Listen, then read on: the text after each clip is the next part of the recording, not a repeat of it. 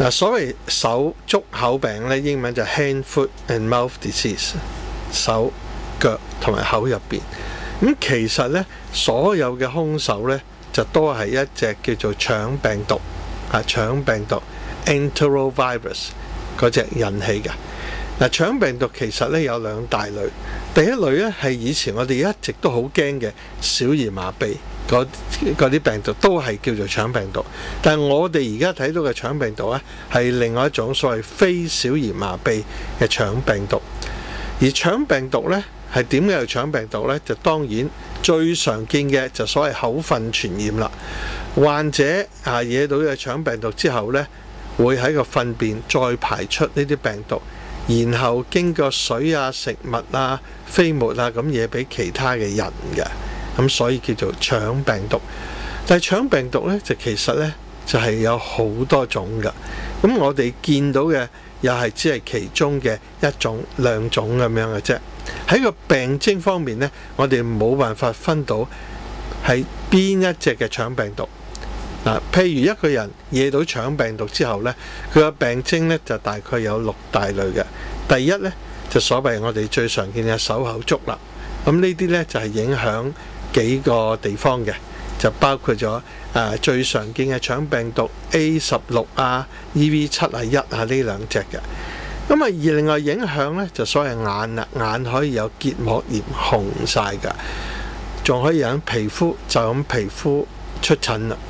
咁口腔咧就淨係影響口腔都得嘅喎，咁可以係口損晒，係好痛嘅 ，BB 仔食唔到嘢，大人一樣係中招嘅。然後咧又可以淨係呼吸道感染嘅喎，係譬如傷風咳啊，啲咁多發燒啊咁樣，又可以係腸病毒啊。然後咧有啲人好驚嘅啦，影響呢個神經系統啦，可以腦膜炎、腦炎啊嗰啲咁樣，呢啲亦都係腸病毒其一種。咁仲有一種咧就影響嗰個心臟嘅，所謂心肌發炎啊咁樣，即係所謂有好多種嘅腸病毒影響，而只係腸所謂口手足咧hand foot mouth 手口足啊咁樣咧，只係其中嘅一種嘅啫傳播咧係非常之容易嘅。嗱，點解咧？譬如我哋惹到腸病毒之後，可以點樣再傳出去呢？就可以喺我哋嘅乞嗤啊、咳啊、飛沫啊、口水啊咁樣，第一時可以飛出去。但係經呢個所謂呼吸道呢啲呢，通常嘅病毒呢，只可以繼續生存1個星期嘅啫。但係呢，如果喺糞便呢，就唔係㗎，佢可能呢有6個星期一路咁排出嚟嘅。咁排出嚟即係話，雖然個人個病人自己冇乜嘢啦，但係佢啲糞便仲排出嚟，所以如果啲媽咪啊、工人啊咁樣打理得唔好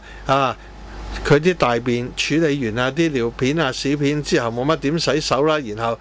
沾染到呢啲病毒，佢自己揩咗落口度附近啊，吞咗入去啊，又或者喺處理食物嗰陣時候將啲病毒惹咗俾人。咁樣可以一路咁散出去嘅，咁所以話，如果一個小朋友家庭中惹到呢，其他嘅人好容易惹到㗎。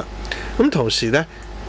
飛沫惹咗出去之後呢，佢喺譬如床單啊、台面啊、被單啊嗰啲咁樣呢，可以生存一段頗長嘅時間嘅。咁亦都係可以喺呢啲咁樣嘅物件呢，係將個病傳咗開去。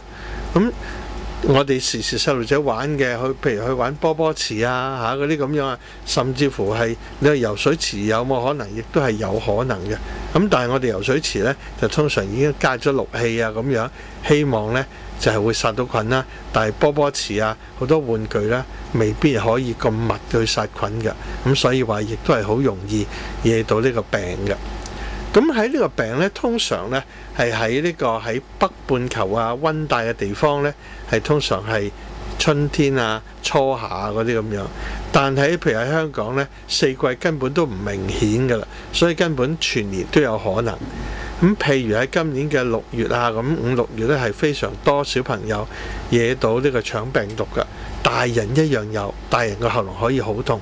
，BB 仔可以好痛好掹到呢。有啲大啲嘅小朋友喺屋企亂掟嘢都唔知點搞，係好辛苦。BB 仔呢，細啲嘅仲慘，因為佢哋口好痛損晒，變咗呢係食唔到嘢，飲唔到水，咁呢個呢係最辛苦嘅問題嚟㗎。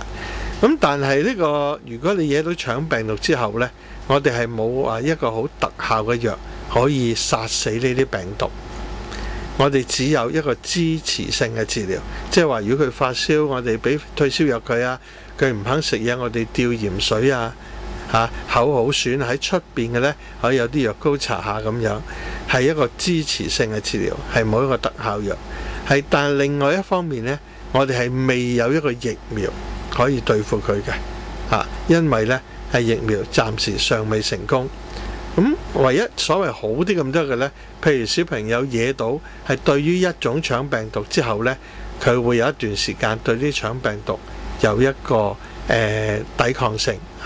但係呢，只係一種喎，因為我哋講過有好多種嘅腸病毒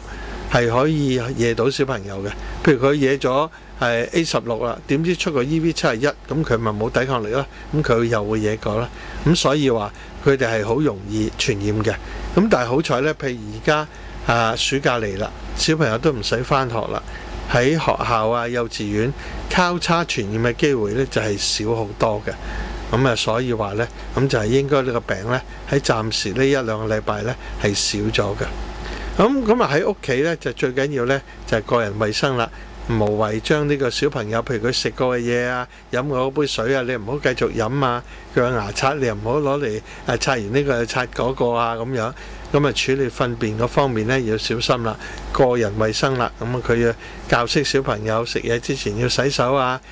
煮食之前嘅嗰啲工人咁樣，一定要清潔好隻雙手，避免呢係惹到腸病毒，將個病菌啦、病毒呢就惹開去嘅。